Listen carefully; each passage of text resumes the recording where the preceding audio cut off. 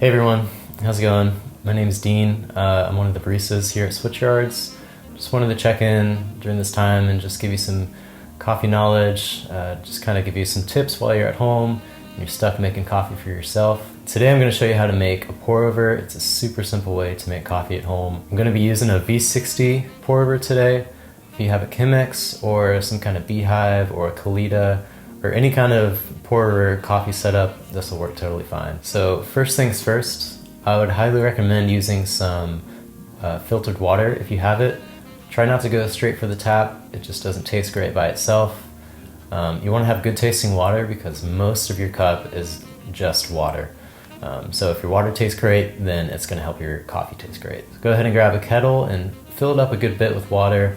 You'll probably need more than you think. We're going to use some to heat up our cup and to heat up our brewer. So go ahead and throw it on the stove and just bring it up to a boil. Don't worry too much about the exact temperature. We want our water to be basically as hot as possible.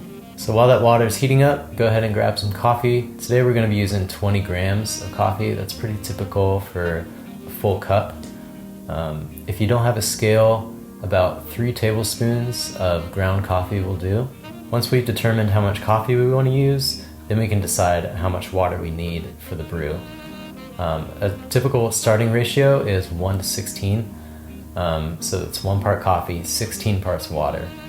So today for 20 grams, that's about 320 grams of water. And that's important because that tells us exactly how much water we need for our entire brew. So we've got our coffee weighed out and we're going to go ahead and grind it up. If you have a burr grinder at home, that's preferable. If you have a blade grinder, that's kind of a last resort, but it'll do. Basically what we're looking for is about the thickness of table salt. So it's kind of in the middle of the road, kind of a medium fineness. And this is really the most important part because this determines how long the whole brewing process takes. If the coffee you're using is already ground, then just be sure to look carefully at the grind size. If it's super fine, then it's probably not best for a pour over. If it's super thick and coarse, then it might be better for something like a French press. Alright, so we've ground our coffee and now our water is probably ready. First thing we're going to do is we're going to pre-wet the filter.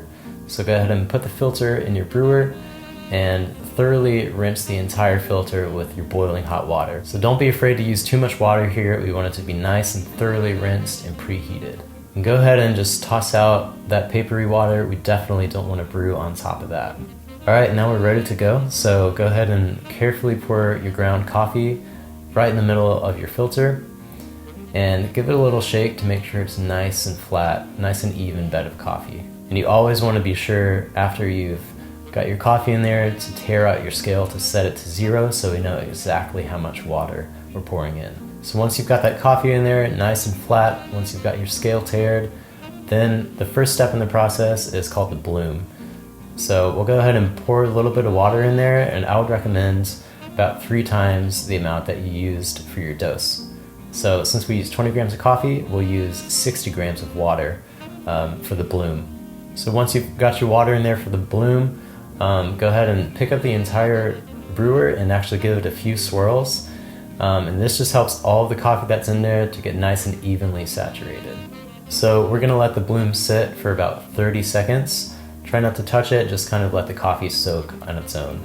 After about 30 seconds, then we can start pouring the rest of our water.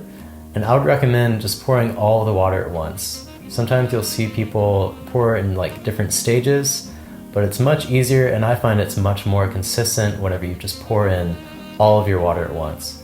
So when you're pouring, the most important thing is to try to keep your flow nice and consistent and even. You don't want to pour too slow, but you don't want to pour super fast. Somewhere kind of in the middle, and just keep a nice consistent flow of water. We want to be pouring in concentric circles. So starting in the middle, going out on the outside and back to the middle. And it's a good idea to hit the sides of the filter 1 or 2 times. This just kind of knocks down any of the grounds that get stuck to the sides of the paper filter. So as you're pouring, you're going to be looking at the total weight of the water that you're pouring in. So once you've hit your target weight of water, you can go ahead and stop. After you've given it a nice gentle stir, we'll go ahead and give the whole brew 1 or 2 gentle swirls. So pick up the actual brewer and just gently swirl it around 1 or 2 times. This just kind of creates more consistency as the water draws down. This is actually a really important step. It really helps to create a nice and even bed of coffee, which makes the taste of the actual cup nice and even as well. And now we just wait. Literally just wait for the rest of the water to draw down the bed of coffee.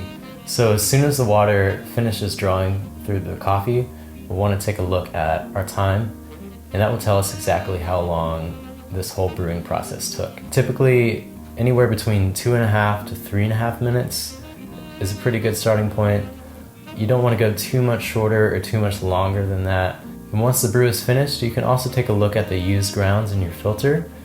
We're looking for a nice flat bed of coffee. If your grounds are kind of mounded to one side, then that means the water didn't flow through it very evenly, and your cup is probably going to taste a little weird. You can also look at the grounds themselves. If it looks really muddy, then your ground might have been too fine.